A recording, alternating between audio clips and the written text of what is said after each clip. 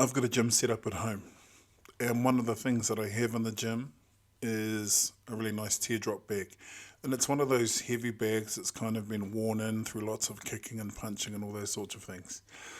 And I like to include hitting the heavy bag into my training routine. Sometimes I just like hitting the heavy bag, kicks and punches and knees and elbows and all that sort of stuff.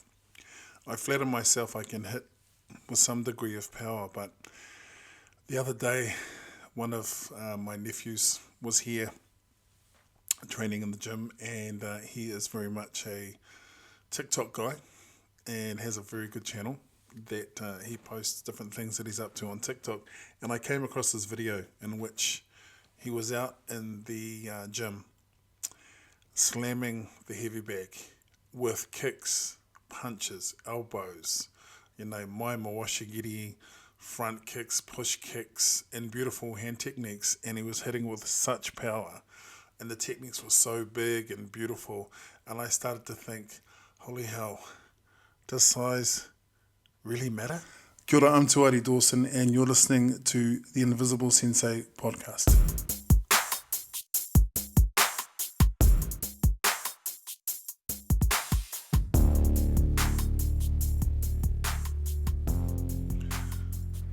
I know that's a somewhat provocative title.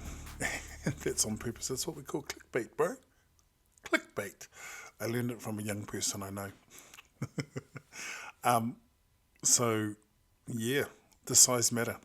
And the reason that I bring this up is because, in watching this young, early 20s guy just slam the heavy bag, and, there's no kind of stress or strain. There's just such a beautiful ease of movement, and he's hitting with so much power. I mean, he's thumping that bag. And I guess there's a part of me that's kind of like, yeah, envious. And there's a part of me also remembers when I used to be able to have that ease of movement. Now in my 50s, obviously, that ease of movement is not perhaps what I would like it to be. But I flatter myself that I at least can move somewhat purposefully. Is that a word? Is that a term? But it made me really reflect. And I was talking to Tawa Sensei about this, and I was kind of reflecting on the fact that when I was young and dumb, and now I don't know if I've gotten less dumber, but anyway, my point being is that when I was younger, I remember being able to move in a very similar fashion, or at least in my own estimation. So, hitting the bags and moving and all that sort of stuff. And I remember also sparring and the odd occasion in which I would find myself, especially doing door work in altercations. And I was kind of going, knowing what I know now, would I use the same techniques? So I've talked about this in other podcasts, and if you've listened for any length of time to this podcast, you'll know that my favorite technique as a young man was the spinning hook kick. Yes, the Ushiro Moshigiri, using the heel.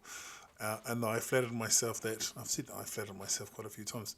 I thought it was a pretty dexterous technique because, if you've got a good gi pants or jeans or whatever, you can do that sort of nice pop at the end where you extend the technique. And I thought, well, that's kind of cool, sound equals power.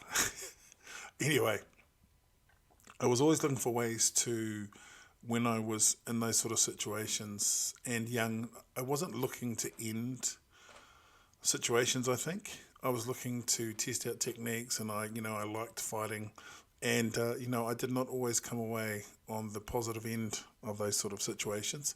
And there's a lot of learning that went in with that as well. But my point being that as I've gotten older and my approach to technique has changed, and what I'm trying to do with technique has, matured. And I'm kind of wrestling with the idea, is it that my technique has matured and become more subtle, which I would hope that's what it is, that I've become a little more technical, or is it that because I lack just the flexibility, the endurance, the lung capacity, and just the physicality to be able to do those things, that I've kind of, what's the word, I've created in my mind a cognitive bias that has supported that no, I can still do these things, but I just don't need to do them anymore. And I think probably, if we're being honest, it doesn't really matter. When I'm in situations, when I've been in those sort of situations, when I was younger, as I said, I think I was trying to prove something. It wasn't even about fighting, it was about, I don't know, I wanted to look good. And what looks better than all these huge techniques you see in the movies? You know, everyone loves that particular sequence in the Bruce Lee movie, and that's set in Rome, and he's out the back of the restaurant, and the whole dragon whips his tail. You know, who didn't watch that and want to have the kind of kicks that Bruce Lee displayed? And of course, there's a Colosseum scene where he's using these beautiful, luxurious, huge, and Chuck Norris as well. These incredible techniques, you know, lots of spinning techniques and mawashigiri and chicken kicks and all these beautiful techniques. And I guess on some level, when I was younger especially, and was watching those sort of movies, consuming all of that on almost a daily, if not weekly basis, you know, that kind of made an impression on me. And also when you're in the dojo in that mindset, you know, you're wanting to make impressions all the time. You know, you're young and you want to look kind of cool. And I think that the way in which my attitude has changed is that I'm trying to do a lot more with a lot less. Also, my attitude towards being in those sort of situations has changed. I'm not looking to be a part of any kind of stoush. In fact, I actively avoid those sort of situations. I'm not a huge lover of being in large crowds of people and all those sorts of things. Yes, there's a social anxiety aspect to that, but there's also just, you know, just not keen. I find it very difficult to relax in those sorts of situations. I would like to believe that my change of heart has come about because my technique has matured. Where before perhaps I would have used, geez, here's a list of techniques I've tried to use in fights. Jumping front kick, or tobi maigiri, ushiro moshiri, or spinning hook kick, spinning crescent kick, ushiro giri, just straight up back kick. What else? Mai moshigiri, or I think they call it the Brazilian kick now. I think that's what they call it. And oh gosh, you know, you name it. I think I've tried axe kicks, I've tried spinning back fists, I've tried all these ridiculous things. And I can say with complete honesty that probably, if let's take Jordan Moshigiri, now the roundhouse kick to the head, how many times it's ever worked in a real situation? I would say out of 100, 1.2 times that it's actually worked. It's such an impractical, silly technique, really. But, you know, you don't want to win. You want to look good losing. And that was kind of what I embraced.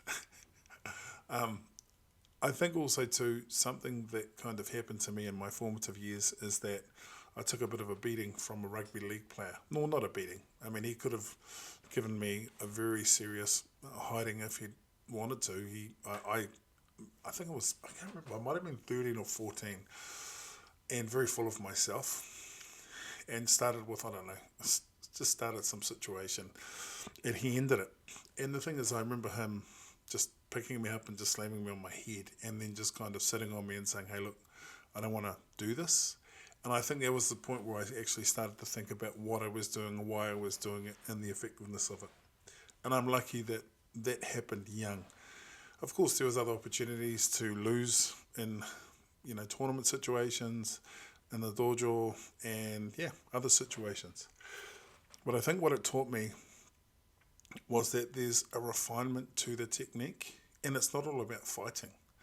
You know, watching this young fella, you know, beautiful technique, just slam the bag, I was kind of going, is this my ego talking? And let's be honest, it probably is. So it's funny. When it comes to martial arts, I suppose that my idea about what I look at and what I appreciate is a lot less based around the flourishes, and it's about subtlety. Where before I would have liked the spinning 360-degree kicks, famous for that you see in a lot of, particularly tournaments in the US where they have, I think it's called XMA, where they're doing flips and jumps and somersaults and just demonstrating incredible athleticism. I really like that stuff. And maybe that speaks to sort of what I was going through as an adolescent.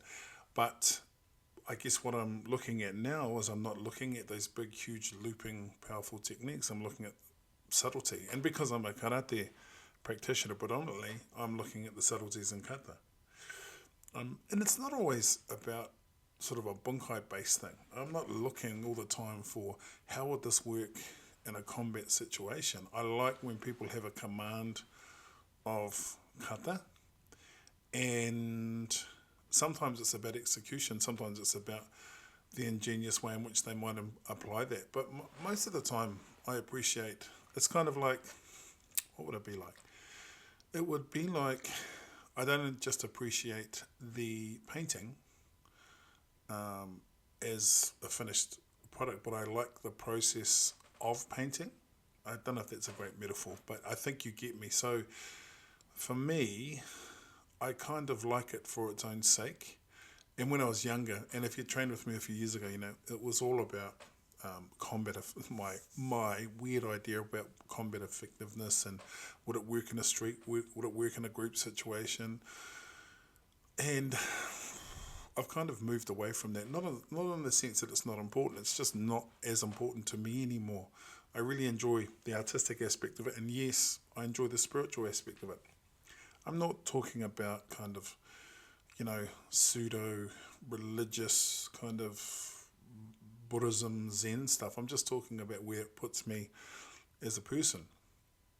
When I was younger, if I'd seen some young guy, a colleague, or no, it wouldn't be a colleague, what would it be? One of the bros hitting the bag, it would have been instantly a competitive, well, it would have been a competition because I would have had to get in there and show how cool I was and how powerful and so on and so forth I was, or thought that I was. But now it's come down to, I guess, what's the most effective way that I like to move my body? What's the most effective way and most practical way that I can articulate the karate that I'm trying to do?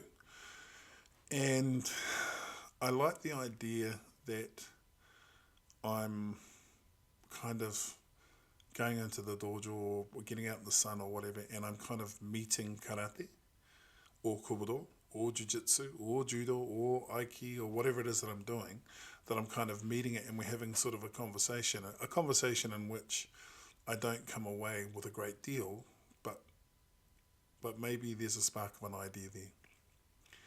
And so when I see this young fella, slamming the bag and doing all these amazing techniques, I'm just filled with admiration and filled with, I guess, a little bit of nostalgia for back when I could do that.